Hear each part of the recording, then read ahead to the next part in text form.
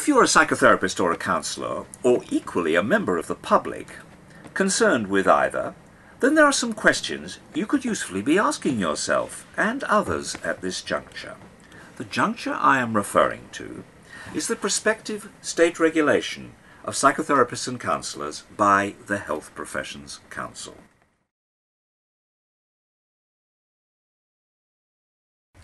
Therapy is premised on trust.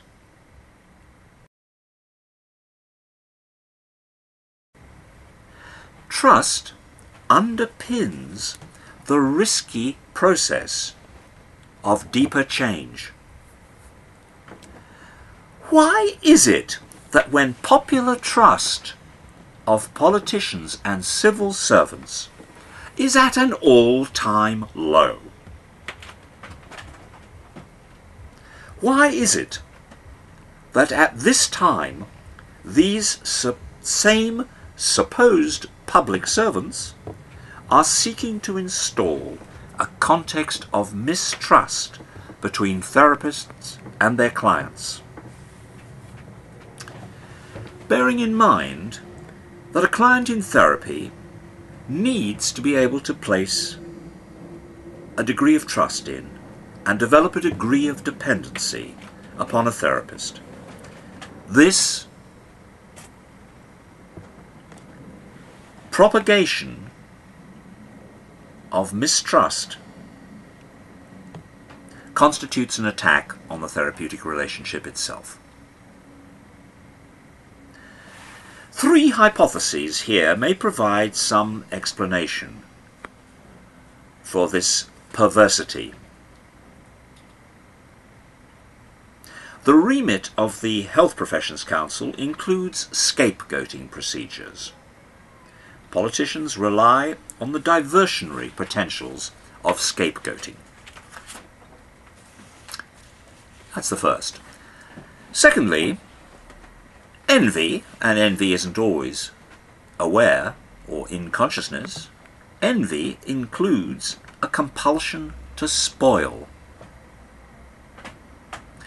For anyone interested in people, to be able to offer psychotherapy, or for that matter any kind of personal development work, this is a privilege. Thirdly, another factor might be the commitment to market ideology and its penetration of everyday life. This entails an assumption that everyone is seeking their own advantage at the expense of everyone else. And thus therapists are really no different from utility salesmen, bookmakers and stockbrokers, and must be managed accordingly.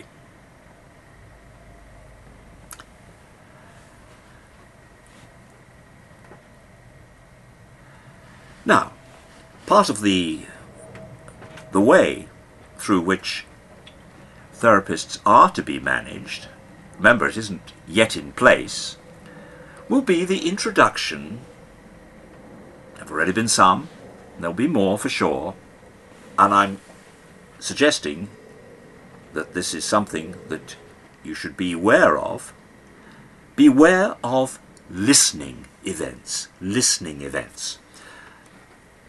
You can expect to be treated to a series of consultations or listening events staged by the Health Professions Council, or even Skills for Health as a subset of Skills for Business.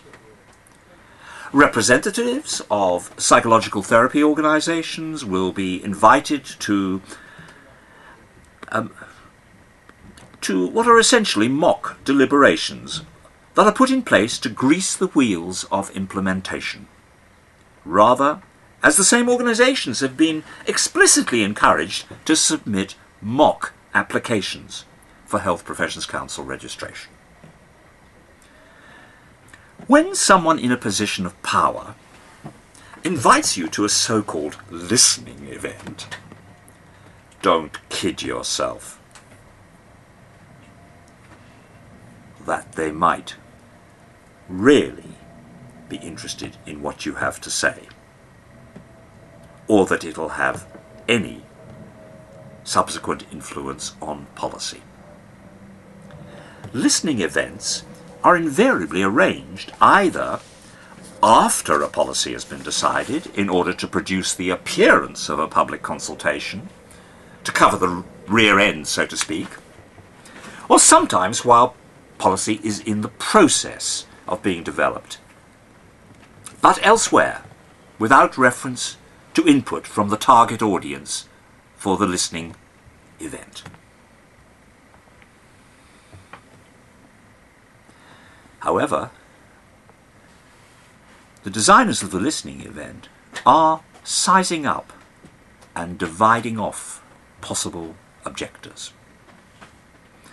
Listening events mean that a big brother wants to read your thoughts the better to control you. So don't be fooled by these simulations of democracy. They are a reincarnation of the focus group, an earlier instrument of population control. But this time round, the emphasis is perhaps more on being seen to be consulting, rather than actually gathering any information. As a colleague has written, please note the greasy consultations, which are there to confirm that your being a member of the Health Professions Council is a very good thing. Repeat after me. Oh, yes, it is. Oh, yes, it is.